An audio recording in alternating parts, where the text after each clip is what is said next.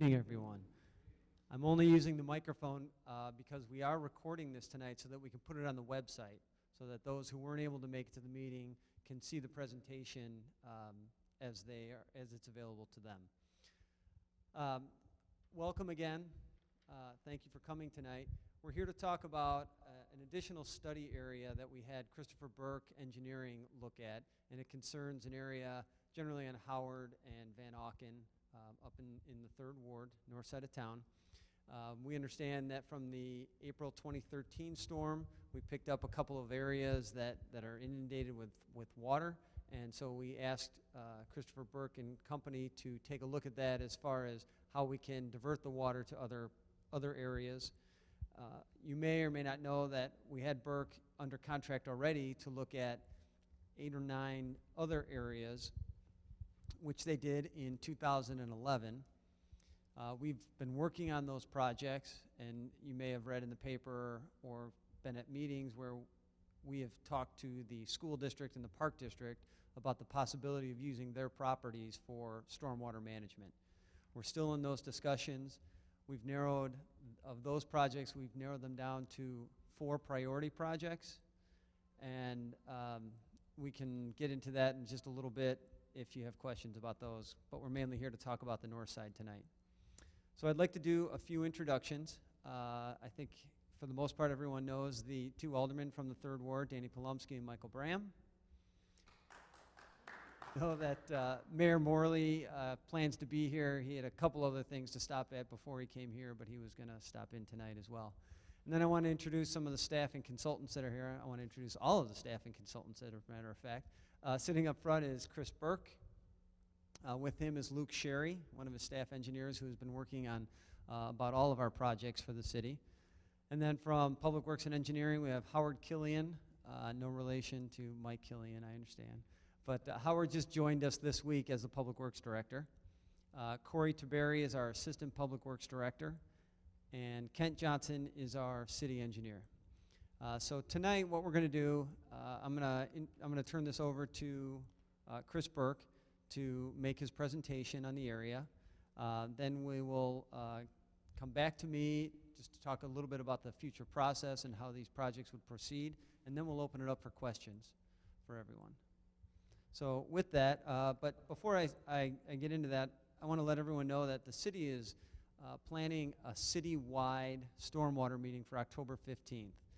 With all of the projects that we've been working on since 2011, we thought it was a good idea to give an update to the residents of where we stand with all of them. So October 15th, we're trying to narrow down the location because we don't know the size of the meeting yet, but we're narrowing down the location, and we'll send that out in emails and press releases, and we'll ask the aldermen to send them out to their email lists as well so that you're aware of that. So with that, I'm going to turn it over to Chris Burke for the presentation. Thanks. If you guys want to sit up closer, you're welcome to do so. I teach at UIC, and I know the students always like to sit in the very back of the class. But what I want to do, I've got a number of slides. I'm going to go through them a little faster because of the relatively small number of people. And every time I try to cut down this presentation, there's a lot of questions on only the material that I've cut out of the presentation. We've got the long form of the presentation, but I am going to go through this. If there's something that is that you don't understand, stop me right then and there, and since there's a small number, we can address it. What we're going to do is talk about the project, talk about what we did, how we study this area, the methodology and the results of these areas. In this particular case, we're going to talk about your studying areas. We're going to talk about the existing conditions that exist out there, the level of flood protection. You guys know how quickly or how quickly you flood and how deep the water is. And we're going to identify some proposed drainage solutions that we've talked already. We made this presentation, Cliff Note version of this presentation to the board. And so how many of you were there for that board meeting? Anybody? So I'm going to go through this. As Jim said, we looked at some of the areas and we were hired after the 13 flood to look at areas that we did not study. one of the things that we are charged with always in this project is to identify what level of protection you have. And that's going to say if you have a flood, today's drizzling, I hope no one is taking water, but as you get more severe, higher depths of rain, you get more flooding, and that's what we try to do here. And then we identified a solution that would give you a 100-year level protection, and we'll talk a little bit about that. This is the April 17th, 18th flood event. This just shows you what the cumulative rainfall looked like. You had over 7 inches of rain in about 18 hours duration. That's a lot of rain, even in a longer period of time, and that's what wreaked havoc not only here, but throughout the Chicagoland area. That's just a reminder. It's not to bring back bad memories. So what we did, we looked at 3 new areas. These 2 areas drain to Salt Creek. Here's the Elmer's Quarry. Here's 290, and obviously you're here. The only difference is you guys, unlike a lot of the project sites that we looked at, you drain to the east. I'm sure you're aware of, you do not go through or into Salt Creek. You go into Addison Creek, which is a different watershed. So some of the solutions are different than the ones that we looked at and have been looking for the other 2 areas. So what we compiled in doing our evaluation, we generate computer models to say, all right, what happens if we do this or if we do that? So in order to generate these computer models, we collect all the historic flooding information that's available at the city, their GIS database, drawings of what's out there, previous studies, and aerial topography, which is the elevations of your site. And this is really important and very valuable in these types of projects. I'm not here to bore you, so I'm going to go through this quickly. What we did is we broke the entire area that you're going to see into sub-areas. We looked at topography. We generated the parameters engineers used, and we simulated the 2013 event as well as some design events. And stop me if you want to talk more about the runoff curve number. I'm assuming that you don't, so we'll move through that.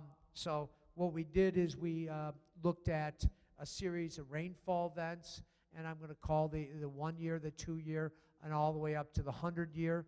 The 10-year storm is the rainfall event that is a 10% chance for those in every year.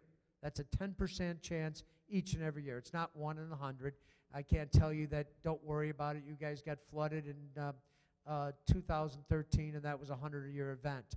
But it's a probability associated with it, and 1% chance is a pretty high percentage of having an occurrence. So you get the idea.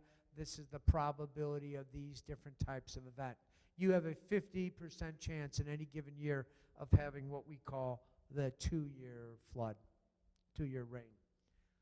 Okay, so we looked at all these different events. We looked at this series of durations, lots of durations, lots of return periods or frequencies, and we combined those all up, and we looked at that event that gives the highest water surface elevation in your area. That's the one that we selected as the critical duration. So these give you an idea of these critical durations and also compare some of these things. So just so you know, if you have a little bit over 2 inches in an hour, that's called a 10-year event.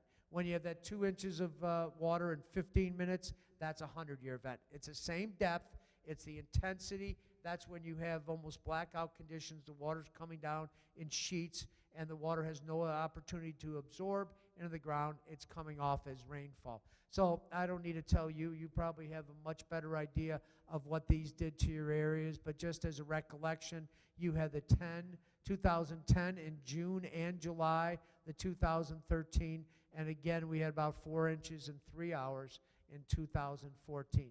So we're seeing in the last 6 years a number of rainfall events that really exceeded the capacity of anything in the area.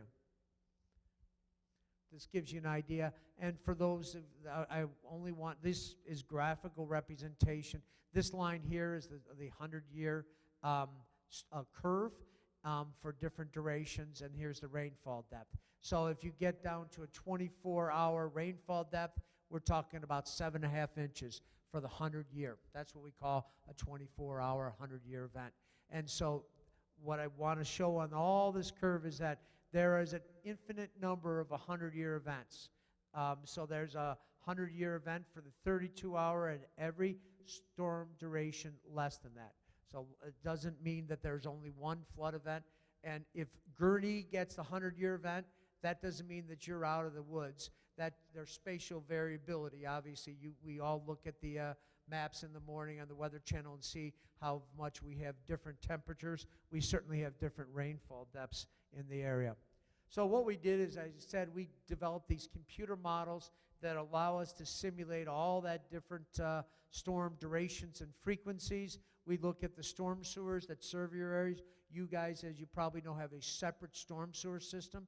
The sanitary water, the discharges from the house go into a sanitary sewer. The storm water all goes into a separate storm sewer, and it heads through the cemetery and out under the tri-state and into and around some flood control reservoirs into Addison Creek.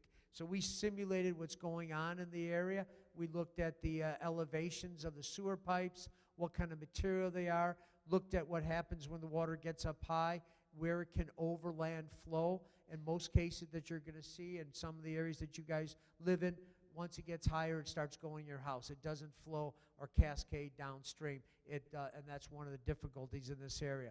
But in some parts of town, we looked at the pumping stage information, and then we were able to quantify the depressional area, which I'm sure some of you live in. So what we did is we determined the flood levels, determined the level protection, where at what elevation you guys start seeing flooding or your neighbors start flooding. And then with these computer models, we said, what happens if we put a pipe in to relieve the flooding?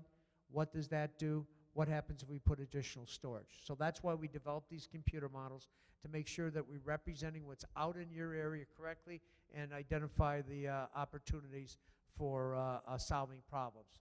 So we also had some surveyed high water elevations. The staff took elevations of how high the water got in 2013, so we could tell if our computer models were giving reasonable numbers. We adjusted some of the numbers to get a calibrated model, and then we started simulating different design events. So what I'm going to show you here in a couple minutes is what the level protection is. The level protection, here's a street. The 2-year flood may stay in the street, so this has a 2-year level protection. A 10-year level protection is not surrounding the house, but at a 50, it's getting close. So this site, this home, based on the elevations that are in the vicinity of the home, the so-called low entry, if the water's still flooding the street but not the home, you would, in this case, as depicted, would have a 50-year level protection, but certainly you start flooding in the 100. So when I'll show you a graph here in a couple minutes, and it will say at what level protection the homes have. So if you don't have flooding in the 2-year, but you do it in the 10, you have a 2-year level protection, and I think you can get the idea. In this case, this house has a 50-year level protection. So I'm going to talk about an acre foot. An acre foot is a measurement of volume. What it means is a flat football field, because we all think we know what a flat football field looks like, including the end zones, 1 foot deep. Flat because sometimes they're crowned, and that's not an accurate representation. So a football field with the end zones, 1 foot deep. That's what an acre foot. And so when you look at this, we can determine in acre feet. I know it's not pretty, and I know it's disgusting to look at if you're in that area, but we know we can calculate and transfer that into a volume. Some people have described, put rain barrels in. 1 acre foot is equal to 5,900 rain barrels. So we're not able to really use that as an effective measure for solving the flooding. There are some opportunities where you can use it. We have about a half a mile of roadway. That's a 24-foot wide roadway, 2 feet deep. That's the volume that you would get. So that would require almost a half a mile of permeable pavement, pervious pavement under the roadway. So that's difficult to use. Some people have suggested we use small diameter pipe. Well, we can do that, but you got to put 55,000 feet of 12-inch diameter pipe just to get that acre foot. And you're going to see why that acre foot is important. And you get the idea. The quarry, which is not in the watershed that we're located or discussing tonight, is about 8,300 acre feet, just to give you a size proportion. So we want, because what we're going to talk about is how much water we have to deal with in looking at solutions. We determine concept level cost estimates. That summarizes what we used and assumed in our concept estimates. So let's talk about this area here. What we have is 2 areas. North is always up here. The cemetery is down on my right-hand side. 290 is located here. Here's 294. As I said, the water will head out to the east and under the tri-state and into Addison Creek. And this area drains a different route and goes this way.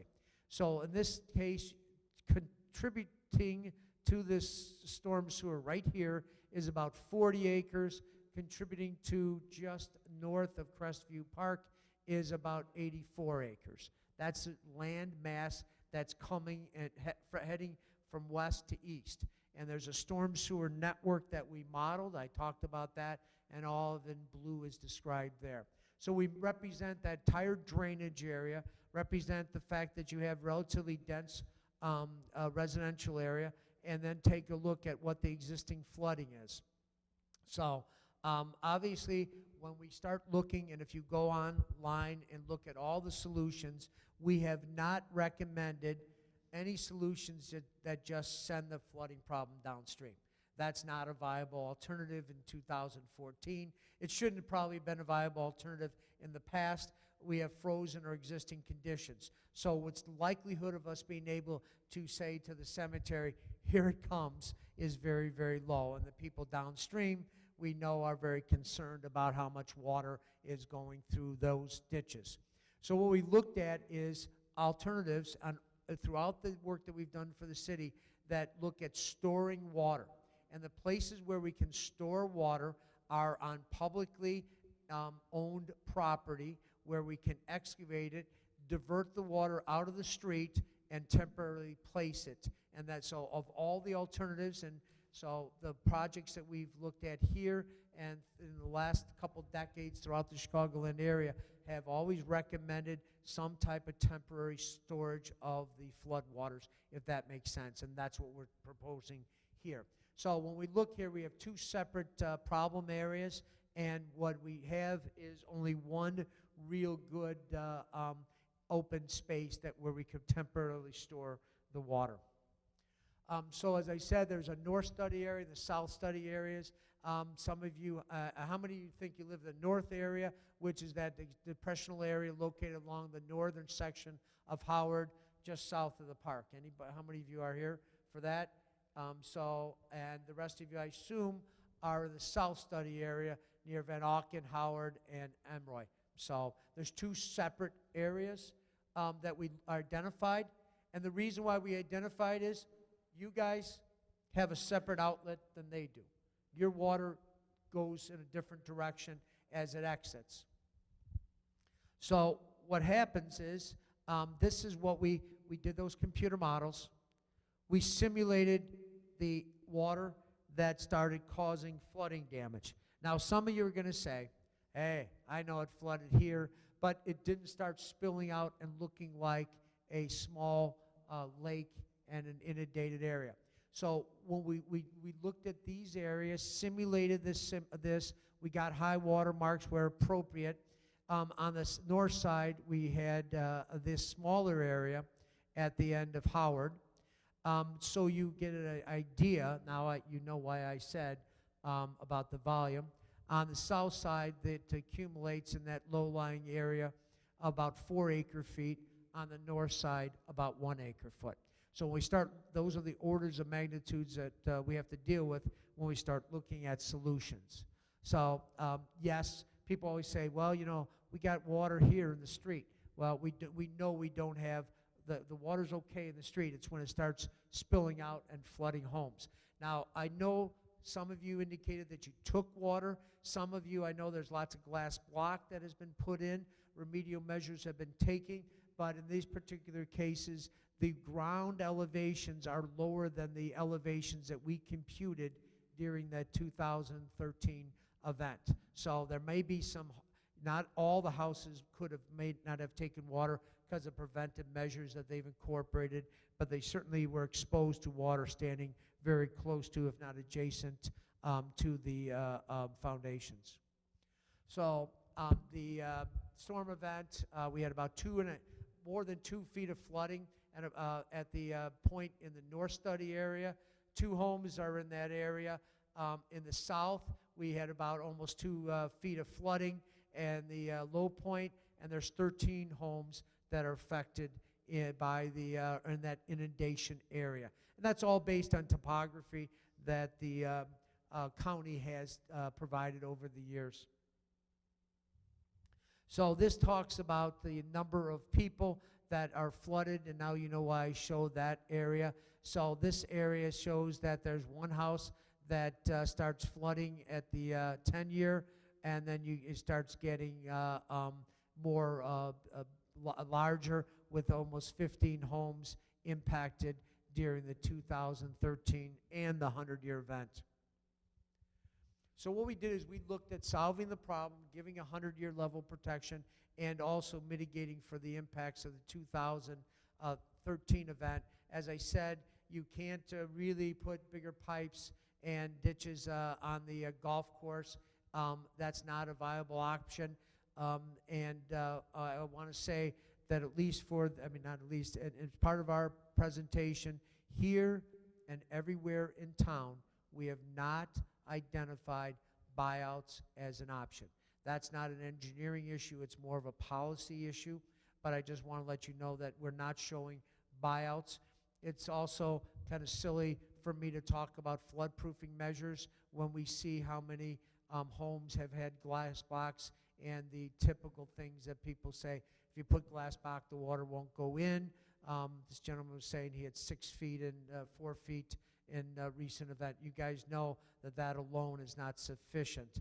And so we're not recommending or suggesting just simple flood protection measures in this area. So what we are measuring, identified, is some different projects. In this particular case, we're dealing with the north area. In this area here, we would, there's a sewer that goes right across the park. We're recommending that the pipe is relocated around the side. The water goes here. When it gets surcharged, it backs up. We would excavate out 1 acre-foot of storage in that area. That would require we take the ground down about 4 feet. That would allow any water that accumulates in this area to be picked up by the new storm sewer or flowing overland into the park. I want to say that this is not city-owned property. Obviously, this is park district property. We have not spoken at great length with the park district. They're considering using other sites right now. They've been very cooperative. We've had really constructive meetings over the last year, 2 years, in identifying measures to mitigate the impacts to the parks. But I do want to say that we have not discussed in any detail the impacts and mitigation measures that would be required to use this. It's about $300,000. It gets the 2 homes up to 100-year level protection, and you would have minimal flooding in the 2013 event if that occurred again. So in this particular case, we're using this is the park that really seems not to have as much intensive use as the one that we're going to see in a second. So this would only require minimal storm sewers and would be a standalone project. And as I said, it's about $300,000. So what we do, just so it's clear, since some of you haven't heard, any use of the park, we put in gradual side slopes, something that all of us can walk in if we're walking down, and if we needed to maintain, that's a gradual slope. So it's for 1 foot of depth, it's 4 foot horizontal. So it's a relatively flat side slope. It's maintainable. It's not vertical walls. It does not create a hazard. In all these parks, we've put in under drains so it dries out. So the idea of parking the idea here is to use these parks to take that water that floods the streets, let it sit in the park, and let it drain out. And you guys know this water doesn't stay up for 5 days in your street. It stays up for hours. And so the water would not be detained any longer than it is detained in your, right now, in your roadways. It's just that you're putting it here where it does not cause damage to the homes, if that makes sense. That's what we've used throughout that concept. We know the water in the streets causing damage. We're trying to put it in a place where it can stay there. And it's not staying up there for days upon days. It's just temporary. We put under drains, and we'll seed. We have proposed in other sites to seed it and to allow it to use for its open space use. This is not going to have a wet bottom. This is not going to have a wetland bottom. This would have a similar type slope and use that it does today. And this is an example. There's some homes, just to let everybody know that the high water elevation would be at 674. That's about 2 feet lower than the closest house on Howard. The water would only get this high. It would overflow just like it goes today. There would be an outlet pipe. So this just gives you an idea that it can be positioned so it does not introduce any additional water to the homes surrounding the park. So let's take a look at the other alternative, which was to address the flooding down on the south side. We don't have any open space there. We don't have any easy locations to store the water. The only way we can use to do this would be to pick up a new storm sewer, take the water that's accumulating in these low spots, and bring it all the way up here to the area that is now part of the eastern side of Crestview Park, excavate that down. Now, those of you that live down right about here know that the street's here, Crestview Park's up here.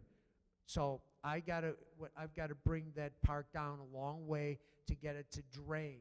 And so it's expensive. The average depth of excavation would be as much as 11 feet. Just because I excavate it down doesn't mean the water can get there. Just like the cemetery to the east, which is higher, the park's higher, so we've got a lot of excavation on this. And once again, we have not discussed this with the park district, but we were saying earlier the same side slopes that we've incorporated in here. And so this type of project, which consists of bringing new pipes in to a storage area, attenuating the flows, not increasing the flow rates downstream, is almost a $4 million project. It does eliminate all the homes on the south side from the flooding area and has minimal flooding from April 2013. So this option is very expensive. There is no other land that's available that's in public ownership for us to temporarily store the water. This gives you an idea of what the home on Adele Street, this would be 672. The home is, again, about 2 feet higher. This does not introduce any additional threat of flooding for those people on Adele. So a summary of the different alternatives. You can see that the areas to the north can be resolved if the site is available. That small site is available, and it's roughly $300,000. The alternative 2, which addresses the south side, requires taking the water all the way up to the north and putting it in an area that's very high. We have to drop it down. And that's why this cost includes not only the storm sewers, but the additional cost of excavating out that almost 11 feet of dirt in order to create that storage. So those, I've gone through it fast. I wanted to identify what we've looked at. I want to talk about a couple things. We are big proponents of green infrastructure. As some of you know, we recommended the use of green infrastructure to eliminate some of the sanitary sewer surcharging, separating out the footing drains and sump pumps that discharge into the sanitary sewer. You can find references to rain gardens and other GI.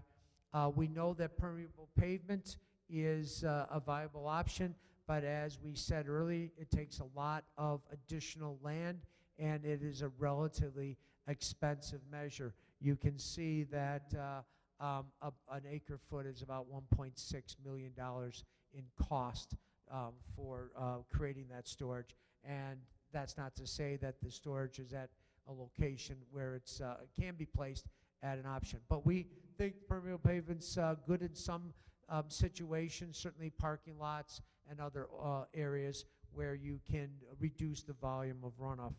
I just wanted to introduce that because people have asked about that and can't we use it. I've gone through this quickly.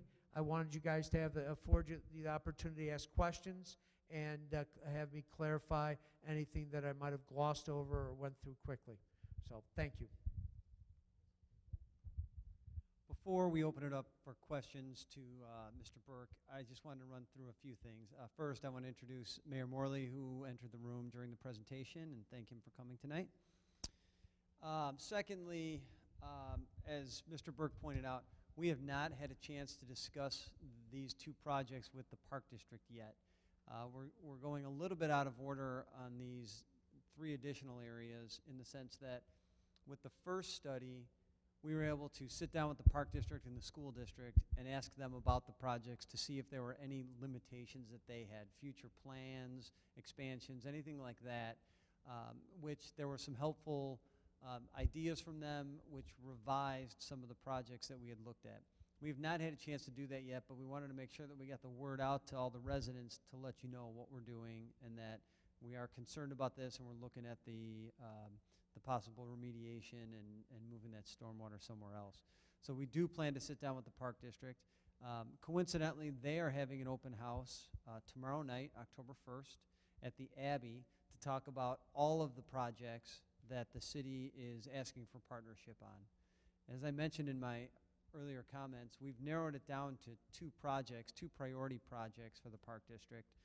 York Commons is one of them, and Golden Meadows Park is the second one. So we're trying to work with the Park District on those because we know we can't do all of them at once.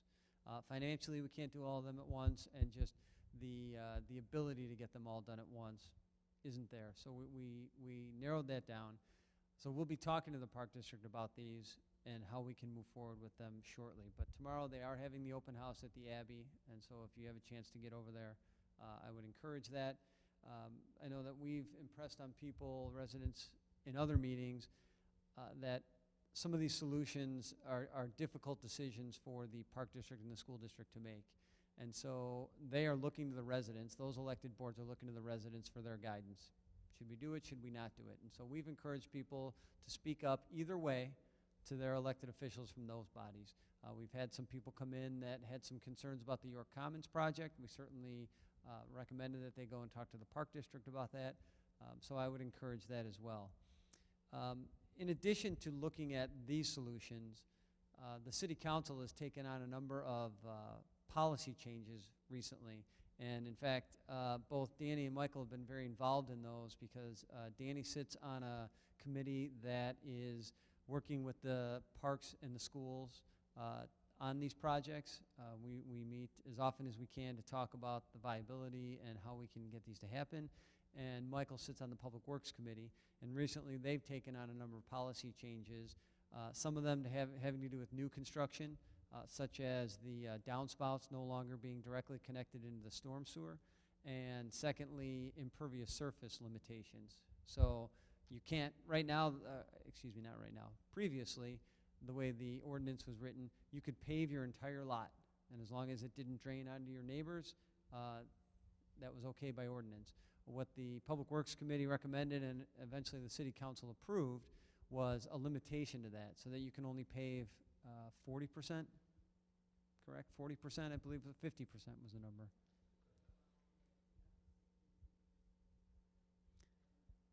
So actually both committees, I apologize, Danny. The committee that Danny sits on, the Development Planning and Zoning Committee, also made a recommendation on that. So my point is that we've taken a number of policy changes as well to help alleviate the stormwater into the future and help it get into the ground where it really should be, down into the aquifers. That's all the comments that I have regarding this. So what we'll do now is open it up to questions that anybody has. We can go back to different slides if you like, however you like to do that. We're fortunate that you're able to ask as many questions as you want tonight with a smaller group, so please raise your hand. And Mr. Fisher. Thank you, sir. Microphone or not? Please use the microphone because, as I said, we are recording this. Gil Fisher, 586 North Van Auken. 28 years last night, we moved into our new house at 586 North Van Auken. We picked out the lot, was nice and high. When we started construction, the city of Elmhurst said, no way.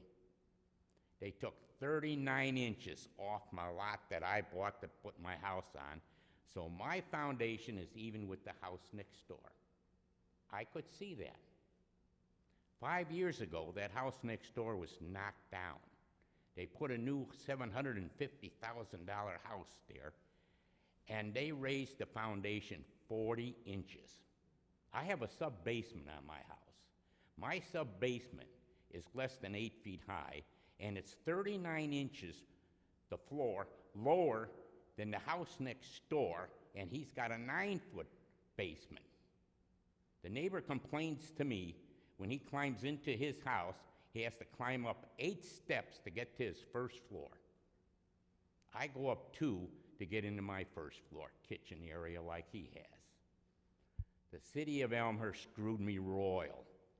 I have problems with water. You showed me a lot of stuff here. Very nice, but it doesn't mean anything to me. About a month and a half ago on a Monday, we had a little rain in our area of Elmhurst. The 2 houses across the street on the corners of Gladys and Van Auken flooded out.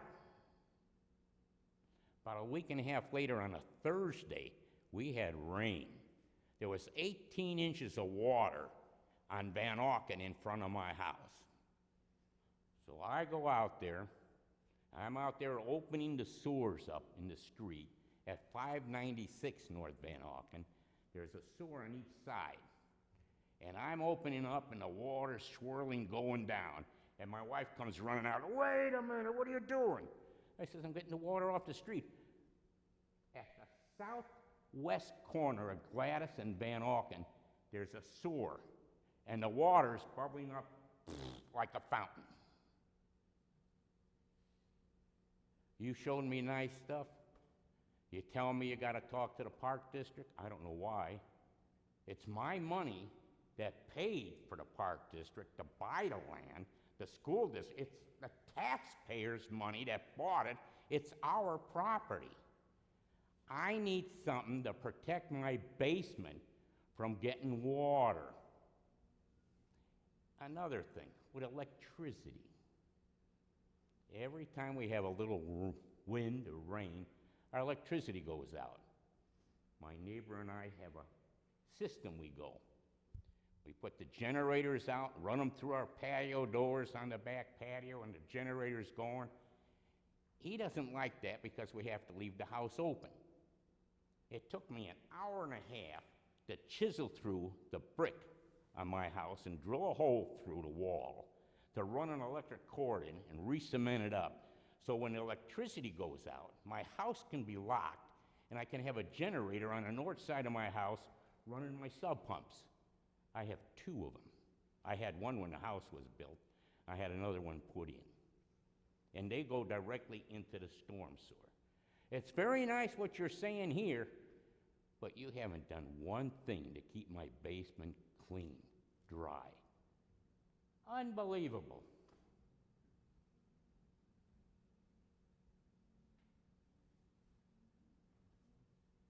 We will talk to ComEd about the electricity issue. We've been talking to them for a number of years, and they've made a lot of improvements citywide, but specifically to your area, we will ask them to look at that again to see what the reliability issue is, because I did see you shaking your head as well, that it's an issue up there. So we can certainly address that.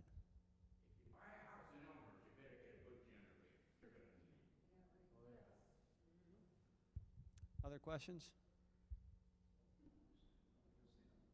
Killian?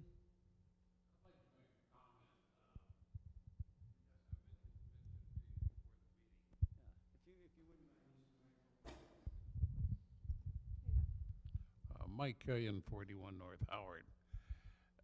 In 2013, you went down to the cemetery and you cleaned the ditches and you put in some new inlets, and those certainly have helped. I went down and looked at it with one of the people from Public Works. The water goes into an open ditch, and then it elevates and goes through a corrugated large pipe into another open ditch, and then into another corrugated pipe. I was wondering if you could work with the cemetery to ongoing basis to clean out those ditches and possibly expand the size of them, because I don't think that would interfere with anything at the cemetery. And with the corrugated pipes, maybe put in another one alongside it, so that with the heavy rain, so that the water could flow more readily down through the openings and get down lower and get down to the outlets.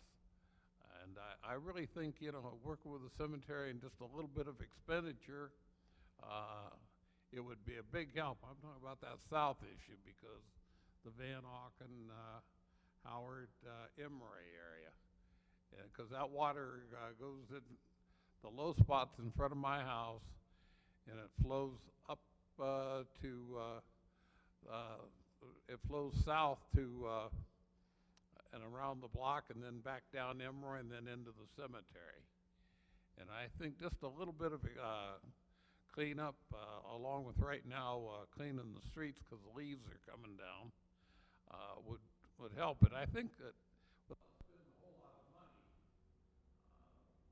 and not taking much from the cemetery, and working together with those good folks, that could be a big alleviation of some of the problems that we have. Thank you.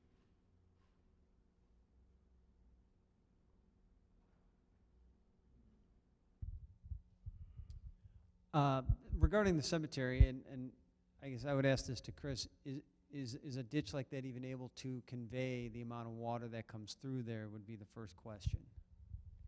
I would suggest that cleaning the ditch is always good. It's going to allow you to have the capacity that you need to have. It's not sufficient, however, to address the flooding upstream. It's a fact that those pipes are undersized all the way up from the, even at this location. It's not, this water isn't all backing up from here and causing this. And if it was, I would recommend it, and this would be a really easy meeting. We're going to mow it, and get, but that's not the reason why you flood. There's as I said, there's a large drainage area upstream that drains in there. Let's take a look. That's about 40 acres of land that's all trying to get through the same sewer and out the same route, and that's the reason why you start seeing flooding in this area. I think that, as you suggested, making sure that outlet has the maximum capacity and making sure that it's cleaned is something that the village staff have been, city staff have been working on for a while. Thanks, Chris. And that reminds me, a comment that you made, that another change that we've made operationally is that we are basically on storm patrol now when we know there's going to be additional problems. And what that involves is pre-storm, we go out and we with our sweepers, and we sweep all the low areas to make sure that the inlets are clean, as clean as they can be pre-storm. And we do have people that stay in-house. Generally, we have somebody from the street division here, and we have somebody from the water and sewer division here at the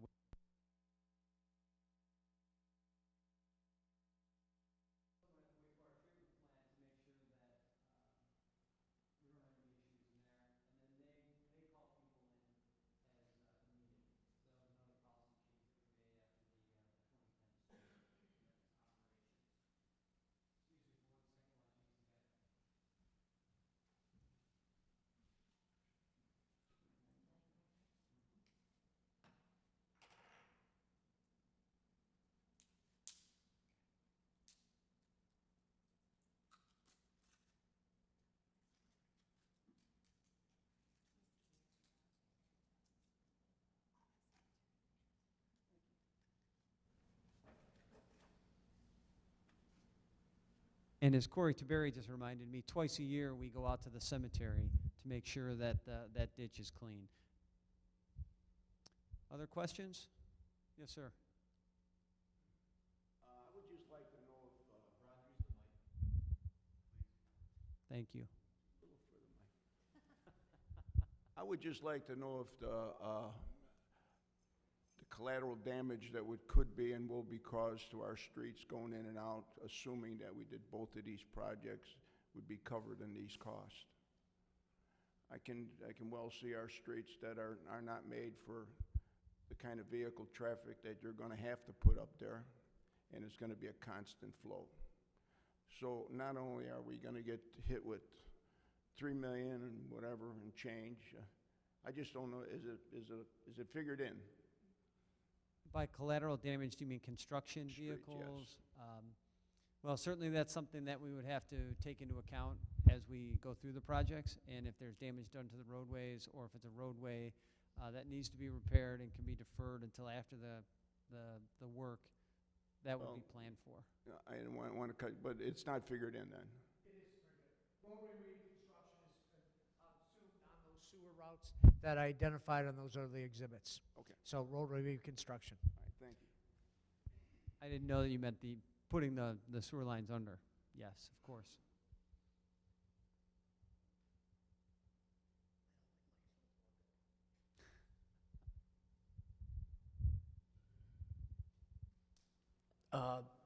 Rob Martinelli, I live at the 619 Howard, which is the north side of Howard Street. The Crestview Park plan, I just want to make sure, the conversation I always have with our alderman who really loves us, and I appreciate you guys adding the study to the original plan, and we'll all eventually see what comes out of it. And part of it is maybe a park district question. I don't know if I can make that meeting tomorrow, but like right now, myself and our neighbors at that end, really our capacity problem comes with an overland flow issue from the park back towards our property. Not really, when we get normal rain, even when it's good rain, when we get overland flow from the park moving back towards Howard Street, that's when our problem arises. That's when we have a capacity problem, and it's not a street problem. It's more of a park, their acknowledgement of their water on their land versus putting it into the sewer in front of our house. Because right now that path, that red line that's going northbound to where it's exiting, that sidewalk in a major rain event floods back to the south. That sidewalk becomes a river. My neighbor gets it a lot worse. I have a newer house, so my house is higher. And I have 2 sump pumps, and I have a generator. I have everything that goes with living in Elmhurst. And I put in 2 monster sump pumps because of the fact that we get a lot of water. And it's kind of part of life that I've come to accept. But my neighbor's house is lower, and you get angst, right? I've never flooded. I'm lucky. I've never had a flood, but you get angst. I missed a flight to Philly that last big rain, because I can't get a car out of the driveway without flooding the car. So it's $890 I'm going to argue with United about, right? It's $400,000 we're talking about, to do that. I don't know what the return on investment is, and it's maybe, I know you said you haven't talked to the park district yet. I don't know what they owe as far as, maintenance of water on their property. I know my heartburn, and I wanted to talk to Mr. Burke about is adjacent to that, the overland flow route from the east that works back to the west. Sorry, going east to west, kind of along where the white box is, where from the tennis courts back. That's black dirt. It's not sodded. It's not seeded. It's black dirt. So every time that water runs, silt is running into the storm sewer system. So all we're doing is continually creating a bigger problem in a storm sewer system. I would think if Mr. Burke's company was, because I work for a construction company myself, if he was inspecting our job and he saw black dirt when we finished the project, he would not pass us. He'd say, you have to control sediment from leaving the site. And because we're doing a job, they're a great firm, you've hired a good company to do this work, but they'd say, no, you're not done. because you're not controlling your own sediment. So that's another problem. Maybe that's something I got to discuss with the park district, or the city can discuss with the park district. But that's really our problem, is their water to the front of our house. And like I said, my neighbor's house is lower. He gets it a lot worse than I do. Ours is just, I travel for work, wife and kids, home, right? How big of an SUV can you get to get the puddle? And I know the stormwater management team has done a good job, but when they do travel, if they would watch the wakes, because and I know there's been notes put out in the paper to watch the wakes, but they come down and they blare, and all the crap that's in the street is on your lawn. And so I don't mind cleaning up, because I don't want the front of my house to look like garbage. So we clean it up, well, you end up cleaning, right? I clean it up because I just get tired of driving through it. So it's the front of my house. I bought it, we built it, paid a lot for it. I don't want it looking like garbage, but it's one of these things, you get tired of it. So I just wanted to know if you guys looked at the overland flow, is it really a capacity issue for us, or is it an overland flow issue for us? It's probably a combination of both. The storm sewer is certainly undersized and contributing to it, but we were talking before the meeting about the fact that the water flows from from the park onto in front of your house, and some ways of addressing that. Because right now I've kind of become a beaver. So I've taken all of the crap that gets collected, literally, and I put it in front of where the water, right, would eventually make it to the street, and I just keep piling it up. I pile up sticks, all the brush and other debris, and that way it creates kind of this larger detention area that runs back into the park, and that way maybe it stays in their property. My neighbor across the street, he doesn't have that opportunity because it kind of runs along his driveway, so he'd probably have to put in like silt fence and some other stuff to do that. But I mean, you can do what you can do. Sure. We'll look at that. And we'll talk to the park district about it as well. I'm sure that we have in the past, so we will continue to talk to the park district about that. I'd like to say if anybody went over and looked at the park, you would see, if you looked across the center of the park, you could see in the center of it, there's a high point. And everything from that high point drains south toward my house. I'm Rob's neighbor. I live across the street from him. And it runs along my driveway toward the street. And we had manhole covers, which I would be out there, the last storm we had, I was out there like 2 in the morning with a rake trying to clean the debris that came off the land from the park and clogged it. Once I got that cleared, it started to go down, but it didn't go down very quickly, and then it stopped because I think, like Rob said, the amount of water we have coming from the park is too big for the sewer system to handle. And now I understand they did replace the manhole covers in front of our houses, and they're putting a curb box in front of my house. And I'm hoping that the curb box may not get as clogged as easily and save me from being out there at 1:32 in the morning with a metal rake in a rainstorm cleaning it out so that the water might go down, But like Rob said, what comes down the street, the sewer system handles it just perfectly. But what's running off from the park it's just incredible. Out at the end of my driveway, the water is up to my knees. And in the case of an emergency, I'd never be able to get out. I mean, an ambulance couldn't even get in. They'd have to, they'd be a couple of houses away from me. The water has gotten as high as to where it has reached the third driveway going up Howard Avenue from my house at the end of the block. And so I think, like I said, after they're done with the curb boxes and even the streets, they're going to have to do something about the park. And the plan that you have sounds like it might work. When do you plan on talking to the park district is what I would like to know. Well, the park district's aware of the projects. We just have not had a chance to sit down with them. So I'm going to contact the executive director certainly this week and make sure we get some time with them. I'm glad we're having this meeting, though, because then we can talk to them about the issues with just flow in the park as well. We can talk to him about that, see if there's some kind of partnership that we can work together to solve that problem, because it sounds like that's an even bigger problem than, But I would like to Free thank flow. Dan Payne from the Park District also. He has helped me out a lot, because every time this happens, it leaves a big mound of junk in my front yard. And I'm constantly trying to keep my lawn looking nice, and every couple of months, 3 months, you know, we have a monster storm, and it destroys my lawn. And I can't keep up with it. It's just getting out of hand. I'm trying to keep it nice looking, and the park wrecks it on me every time. So I'm just waiting to see what the city can do about this to, you know, alleviate this problem that I have.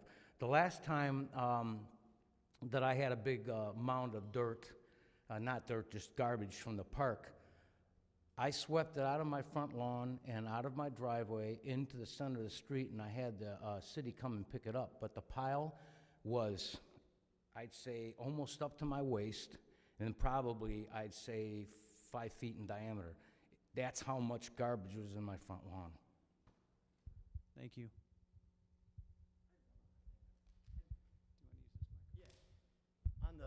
On the one to the south, the problem to the south, and looking at digging an 11-foot hole right in a baseball field is kind of tough to think that the park district's going to swallow. I can't see walking into that park down into an 11-foot hole. I guess it's a great theory, and I get how gravity works. Any thought of storm trap systems prior to, and it's kind of a flow issue, right, of where the outlet is in one of those major streets, like maybe putting a storm trap system down the center of whatever that street is to try and catch a lot of it. I mean, I know they're expensive, but I don't think you're going to get 11 feet out of that park. You're right. That's going to be a challenge. When we talk about 11 feet, one of the things is right now it's up here. We would cut it down, so maybe the first 4 feet where you would never know that you're going down 11 feet. You're just making it flush with the existing ground.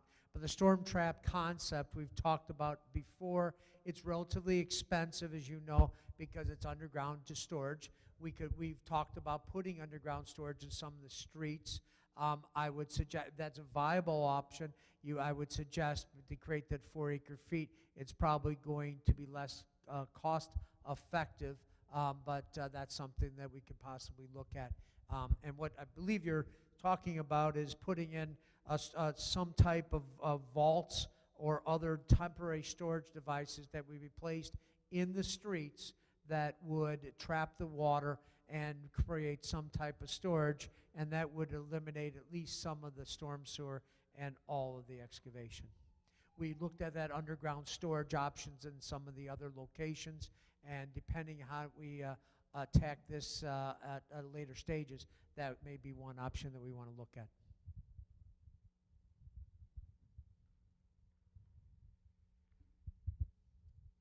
I think at this point, we'll conclude the meeting, but we'll be around to talk to if you have individual questions about anything you heard tonight. I just want to thank you all for coming out tonight. And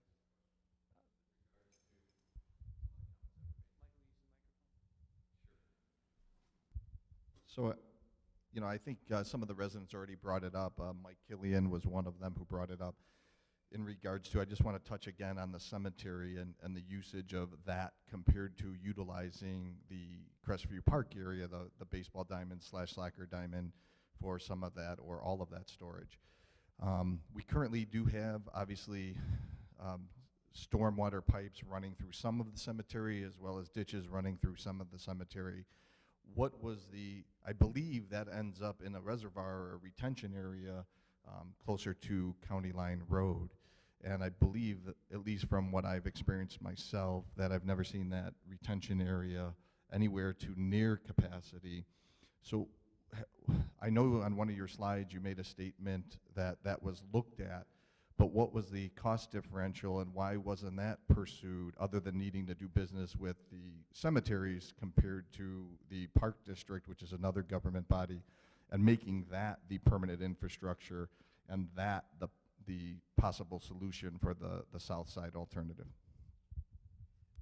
We had shied away from doing anything because the cemetery from the logical perspective of the emotional attachment. The people that have tried to utilize cemeteries in the past have resulted in an unsuccessful. There's always the emotional attachment, and it's always a harrowing experience trying to get to buy-in from the cemeteries, because it would not, we know we would have to, if we were using the cemetery, we would have to, in this area, put in all new storm sewers, bring it up here, and extend new storm sewers all the way to the current outlet, and then make downstream successively larger storm sewers as the ditch goes under the roadways that are in the cemetery. And that's usually a cumbersome approach, so that's not something that we've tried to, Alderman, but that's something that we could at least make an attempt to see. They've cooperated with staff in making sure that the capacity that's out there is maintained, which I think gets you the comfort that the system is functioning at its maximum capacity. And that was my point. Since there's already a storm system there, I would think the conversation with the cemetery would be less of a hurdle, if you would, because there's a storm system there. I understand if you are creating a new, but in this case, it would be, upsizing in some cases, right? We would be upsizing and probably widening out the ditches. And as soon as we start widening out the ditches, you get into the difficulty about impacting the things that are on the cemetery. And when we've tried to do that, even at a older, mature area, it's been very difficult and not received well by the cemeteries. But certainly, it's worth a phone call to the cemetery to see if they would be willing to pursue that. And just to follow up on the other issue in regards to the north alternative 1, I agree with, I think all my residents are named Rob, Ron, or Mike.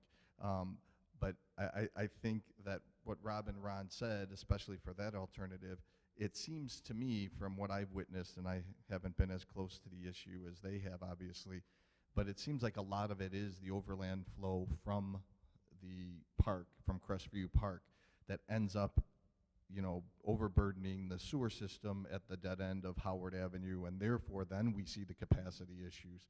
I know the Park District, we being the city, have already spoken with the Park District to some degree, and as some of the residents know, they put up some type of timber system to try to slow down some of that overland flow. But I think that's something that